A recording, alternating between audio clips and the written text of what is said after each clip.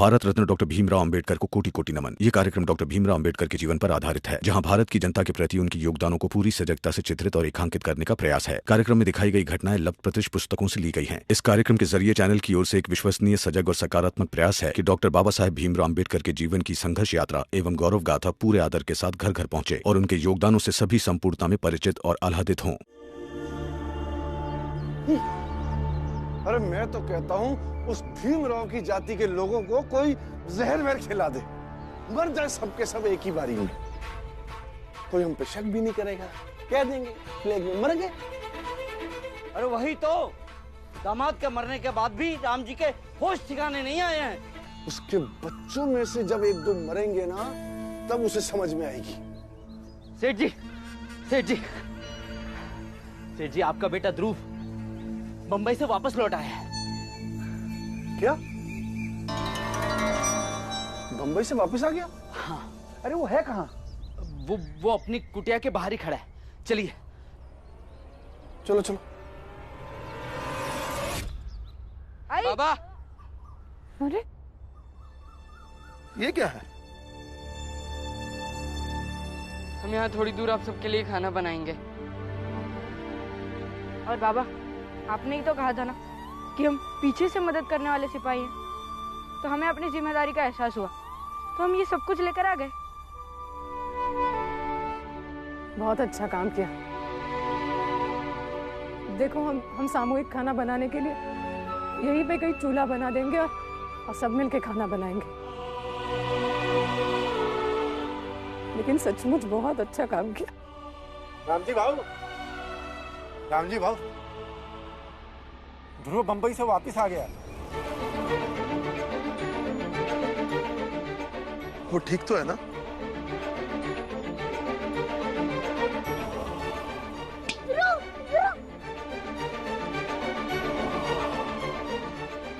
चलिए देख के आते हैं। आप लोग बस बाला भैया को बुला दीजिए। आ जाएगा तेरा बाला भैया, लेकिन तू मुंबई से आया कैसे? बाबा, अब मेरे पास मत आइए। अब दूर हटिए मुझसे, दूर हटिए। मेरे पास मत आना, दूर है मुझसे।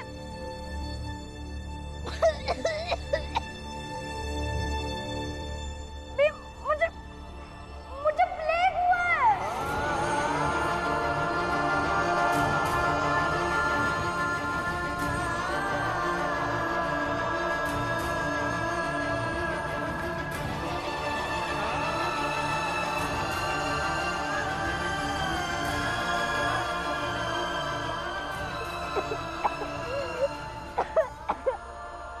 सेठ जी, पीछे आ जाइए, आपके बेटे को प्लेग है। बम्बई के डॉक्टर ने कहा कि अब मैं ज्यादा देर तक बच नहीं पाऊंगा, इसलिए मैंने सोचा कि जब मरना ही है तो यहाँ अपने गांव आके मरूं, उन लोगों के बीच मरूं जिन लोगों ने जीते जी मेरा दाह संस्कार कर दिया, और उन लोगों के पास मरूं जिनके साथ जीकर जिंदगी का प्यार मिला।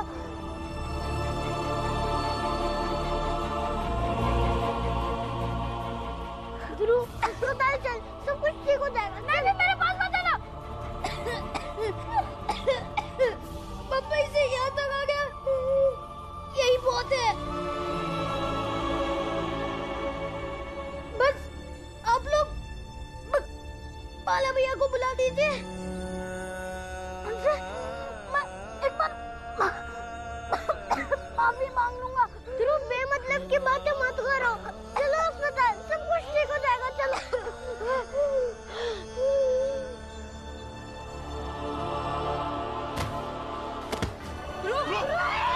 कोई आगे नहीं जाएगा।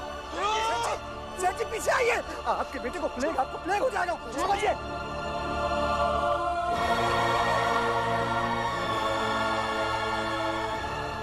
ये इसके पापों का प्रायश्चित है। सेठ जी, इसकी आत्मा की शांति के लिए आप सब कुछ कर चुके हैं। अरे इसके पाप आप तो लग जाएंगे सेठ जी, और आपको भी प्लेग हो जाएगा। होने दो, मैं उसको अकेला छोड़ के नहीं जा सकता। छोड़ दो। ये ऊपर वाले का दिया हुआ दंड है सेठ जी। जो आपके बेटे को मिला है उसको तो सहना ही था। आप मत भूलिए, आप किस समाज से हैं। पर वो मेरा बेटा है ध्रुव, मैं उसे ऐसे नहीं छोड़ सकता। छोड़ो जी, दिल पर पत्थर रख लीजिए। विधि के विधान को कोई नहीं बदल सकता। जो हो रहा है, जो होना है, उसे कोई रोक नहीं सकता। चलिए आप यहाँ से, वरना आपको प्लेग हो जाएगा। सेठ जी चलिए। आप लोग इस समय भी ऐसी बातें कर रहे हैं ना? इस समय सबसे ज्यादा जरूरी है ध्रुव का इलाज करवाना। और हाँ पंडित जी, ये बीमारी की आड़ में ऊपर वाले का नाम बदनाम मत कीजिए। चलिए सेठ जी, ध्रुव, चलिए, इन लोगों की बातें मत आइए। चलिए अभी संभालिए, चलो, प्लेग हो जाएगा आपको। सेठ जी समझिए बात को। चलिए सेठ जी, अरे संभालिए। बाबा ध्रुव, जल्दी से कुछ करना। रुको, इसे कंबल में लपेटकर अस्पताल ले चलते हैं।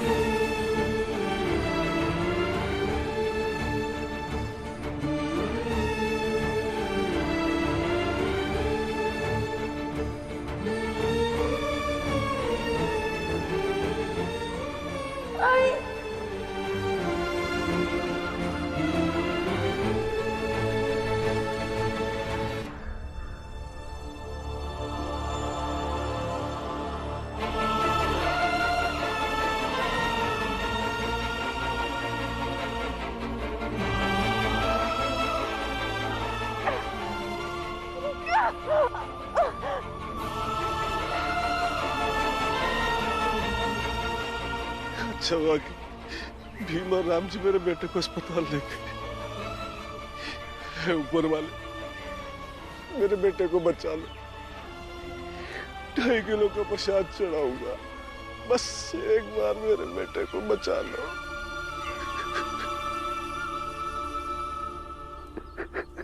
बड़े ही स्वार्थी आदमी हो सेठ जी आप।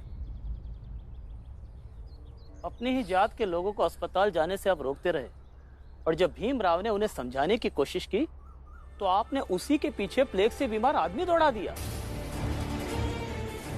और आज जब आपका बेटा अस्पताल जा रहा था तब नहीं रोके। आपकी आंखों में देखकर लगता है सेठ जी कि आज आपको इस बात का संतोष है कि आज आपका बेटा अस्पताल जा रहा है, इसीलिए वो शायद बच जाएगा। कुलकर्णी, ये मेरा निजी मामला है। ध्रुव मेरा बेटा है, वो बात अलग है। भीमराव और राम जी ने मिलकर मेरे बेटे को बरगला के अपनी तरफ कर लिया, लेकिन मैं ये भी नहीं भूल सकता हूं कि मैं किस समाज में रहता हूं। इसके विरुद्ध जाकर मैं अपना धर्म भ्रष्ट नहीं कर सकता। मैं सब समझता हूं सेठ जी, और यूं समझ लीजिए कि आपसे भी ज्यादा अच्छी तरह से समझता हूं, क्योंकि मैं भी तो इसी जाति से संबंध रखता हूं।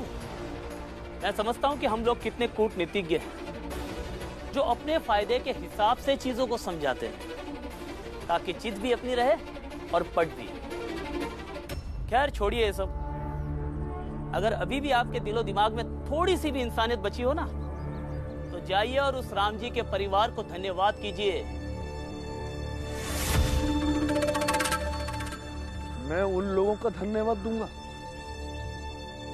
अगर वो लोग ना होते ना, आज मेरा बेटा ध्रुव मेरे पास होता।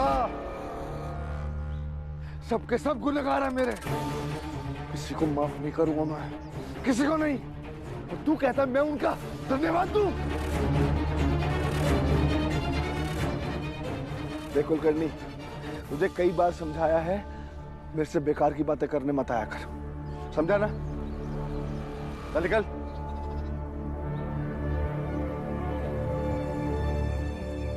एक ये है जो धन्यवाद करने में भी अपनी हीनता महसूस करते हैं, और एक वो राम जी का परिवार है जो प्लेग जैसी बीमारी में भी इनके बेटे को टांग कर अस्पताल ले गए हैं। जल्दी जल्दी चलो। डॉक्टर साहब, डॉक्टर साहब, डॉक्टर साहब, रख दो आराम से। नहीं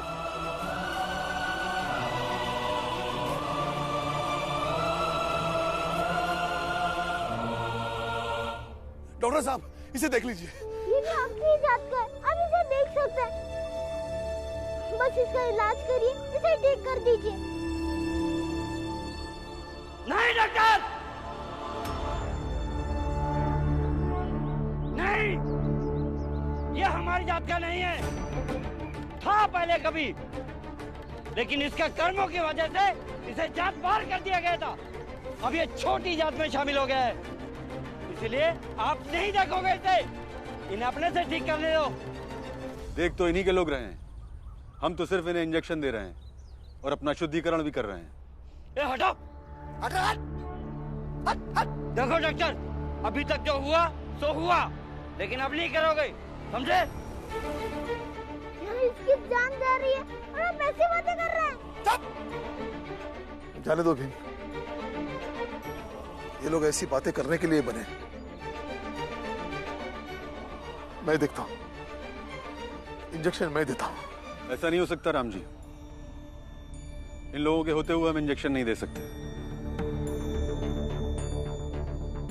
मैं तुम्हें इसकी दवा देता हूँ, वो तुम इसे खिला दो, बच गया तो इसकी किस्मत है। जाइए, जल्दी जाइए। पुरंजन, खटिया का बंदोबस्त कर। हाँ।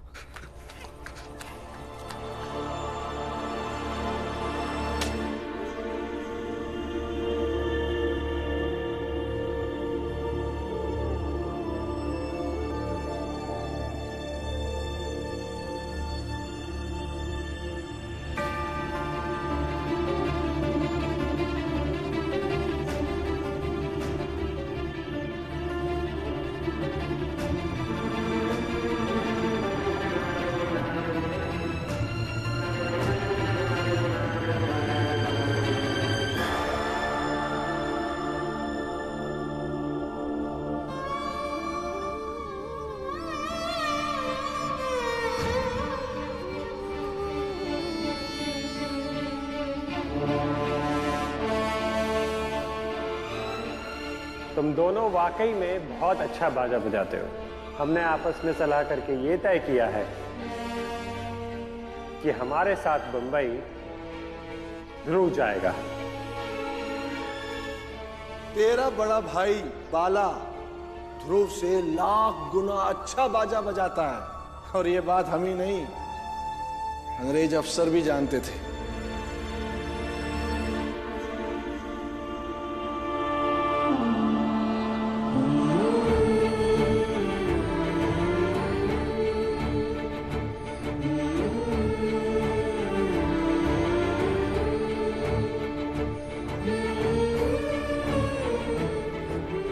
बेटा पकड़, आगे आगे।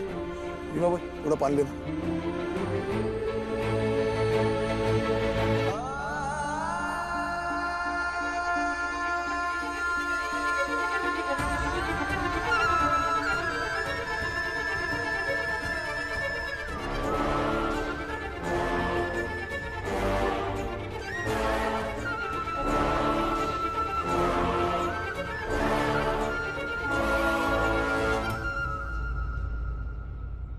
बाला, बाला, तू अस्पताल गया था क्या? हाँ, मेरे बेटे ध्रुव से मिला? कैसी तबीयत है उसकी? बोलना, बोलता क्यों नहीं? बेईमानी से भेजा था ना उसे बम्बई, हो गया उसे प्लेग। खुद जाकर देख लो कि जिंदा है कि मर गया। मुझे क्यों पूछ रहे हो? इंसानियत नाम की चीज नहीं है तुझ में। तेरे साथ वो बाजा बजाता था ना, तू ऐसी बातें कैसे कर सकता? साथ बजाता था, लेकिन अभी वो अंग्रेजों के साथ अंग्रेजी बैंड बजाता है। जिसे जाना चाहिए था वो तो यहीं रह गया।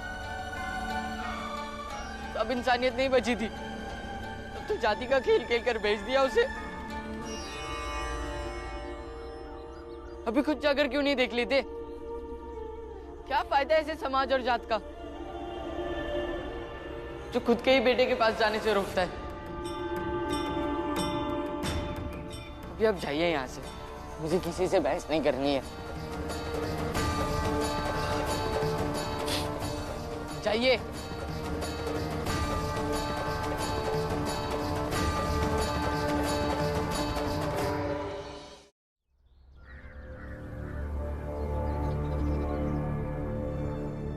ध्रुव बेटा आंखें खोल, ध्रुव बेटा आंखें खोल ना।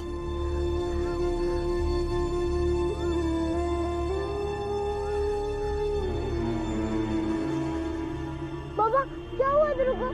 ठीक है ना ध्रुव? डॉक्टर साहब, डॉक्टर साहब, ये आंखें नहीं खोल रहा है। इसका बचना तो बहुत मुश्किल है रामजी।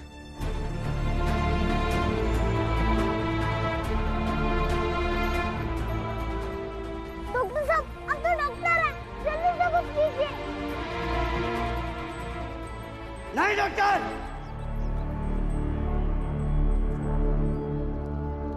तुम छुओगे नहीं इसे। देखो सेठ जी भी यहीं पर हैं। जब ये एक बाप होकर समाज और धर्म की मर्यादा के लिए सब कुछ देख सकता है, तो तुम भी सिर्फ देखोगे, छुओगे नहीं।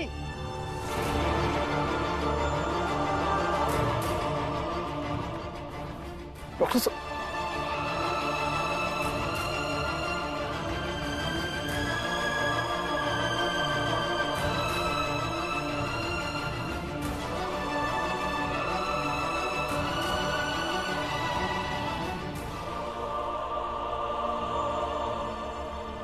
बाला भैया आप यहाँ बैठे, शायद ध्रुव अब नहीं बच पाएगा।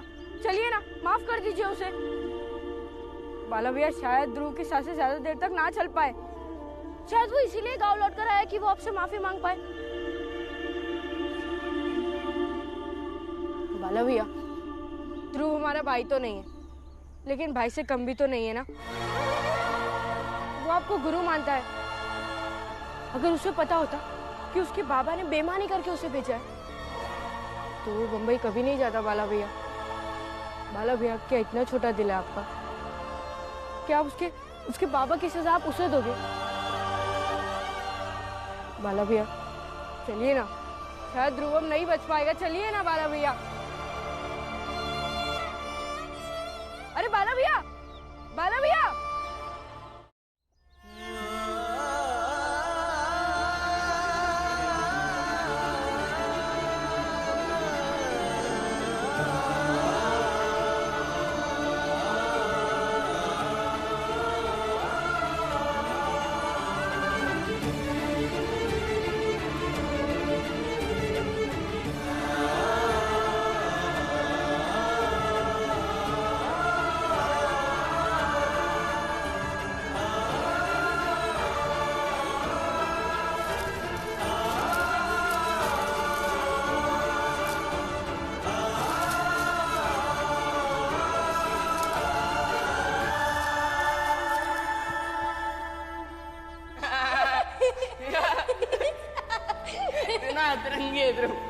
मेरी जिंदगी सबसे अलग है। हाँ, मेरे साथ साथ ना अजीब अजीब चीजें ही होती रहती है। ये पेड़ देख रहे हो? हाँ, इसमें क्या है? मेरे प्राण। पता है बाला भैया, मैं जब छोटा था तब ना मेरी तबीयत कम खराब होती थी, लेकिन जब होती थी तो भयानक वाली होती थी। अक्सर वैद्य जी भी उम्मीद छोड़ देते थे, लेकिन मेरी आई ना इस खास पेड़ के कड़वे पत्ते को और हल्दी को पीसकर मेरे छाती पे लगाती थी। उससे मैं बिल्कुल ठीक हो जाता था। तो फिर तुम्हारी आई क्या कहती थी?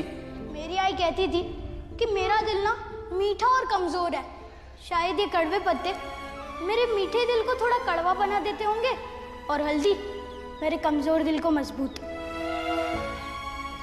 लेकिन अब मुझे ऐसा लगता है कि वो मेरी आई की प्यार वाली औषधि ही थी जिससे मैं ठीक हो जाता था। हो सकता है हर आई की अपने बच्चे के लिए अलग औषधि रहती है, जैसे मेरी आई मुझे अदरक खिलाती है।